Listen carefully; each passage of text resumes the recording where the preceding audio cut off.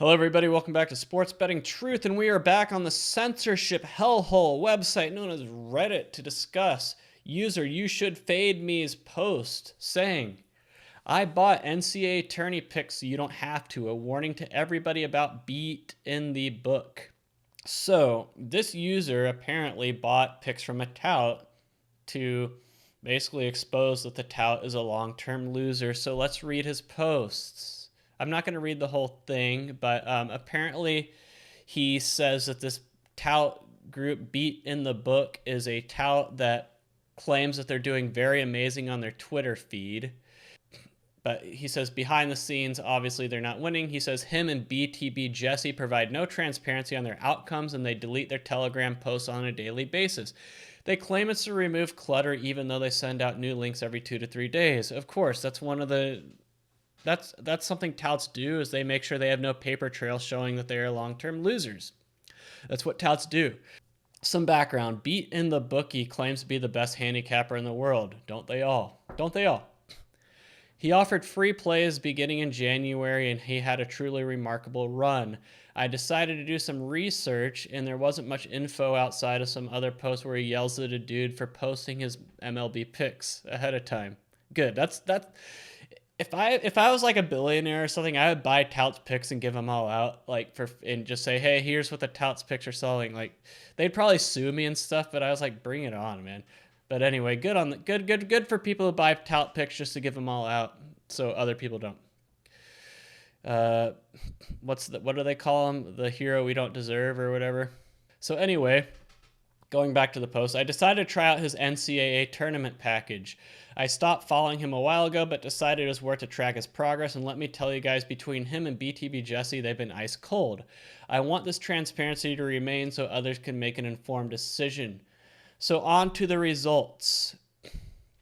They picked the following. So on March 16th, the first day of the NCAA tournament, down minus 7.6 units. And March 17th, the second day of the NCAA tournament, first round, they were down 3.8 units. He then says, I own the fact that I signed up for this. Yes, it's stupid to buy people's picks, but people do it anyway. I'm hoping this provides context for others when making the same decisions. All right, so I'm actually going to criticize user You Should Fade Me here because, yes, touts are scum. Yes, they're scammers. And yes, they're long-term losers. But the problem is you did what touts do here and you cherry-picked. So you took a 2-day sample size where they were down 11.4 units, yes, over 2 days. But that's still only a 2-day sample size of about 20 picks. And to be fair to Beat in the Bookie, you can't judge a tout based on 20 picks, 2 days of picks. I mean, everybody, even the best people out there, are going to have losing streaks like this. So it's kind of not fair to challenge Beat in the Bookie for that.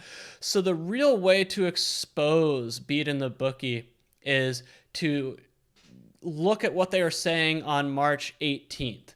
Were they saying that they killed it and cleaned up in the NCAA tournament first round? Is that what they were doing? Were they saying on March 16th that they had actually won all their bets instead of losing 7.6 units? On March 17th, were they claiming that they won on March 17th and won units instead of lost 3.8? That's what you should have done with this post instead of said, oh, they lost on these 2 days, because that could happen even to the, and I'm not saying that there's any good touts out there, they all suck, but even the best bettors out there are going to have days where they lose 7.6 and 3.8 units on back-to-back days. It happens. So that's what I'm curious about.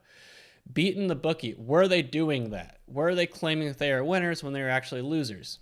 So I'm on their website trying to see if that's what they're claiming. Are they claiming that they're winners on Twitter? They didn't even put their Twitter handle in. They still have a Wix website when you click on their Twitter link. Oh, what pathetic, man. Absolutely pathetic. Look at this idiot, man. Man, what are you doing following this clown, Robert Barnes? I actually respect Robert Barnes for his political takes. So I'm trying to find any posts that he had made on March 18th. So it looks like he was actually claiming he was down Like right here, he claims he's 2-4. But anyway, what I hate about this clown is that he charges people for losing picks and saying he's the best handicapper in the world when he's not. He's a fraud tout, and so he needs to be called out for the fraud tout that he is. So the comments, yeah, Snow Larbar says it right. Don't worry, someone else at Bot Picks is up 7.6 units and 3.8 units. This guy probably does sell both sides of the line. I'm surprised we don't have any shills in these comments. This guy's right about not, you know, a 2-day sample size is a bad way to judge people, which I agree with. But the overall message of this video is that user BeatinTheBook is a fraud. He's a tout. He's a clown. He's an idiot, and no one should buy picks from him. And I really hope people see this video and don't. From day one, the point of Sports Betting Truth has been to put touts out of business, and this guy's no different. What an idiot. I can't believe he has 33.5K followers on Twitter. What an idiot. You're an idiot if you buy this guy's picks. Idiot.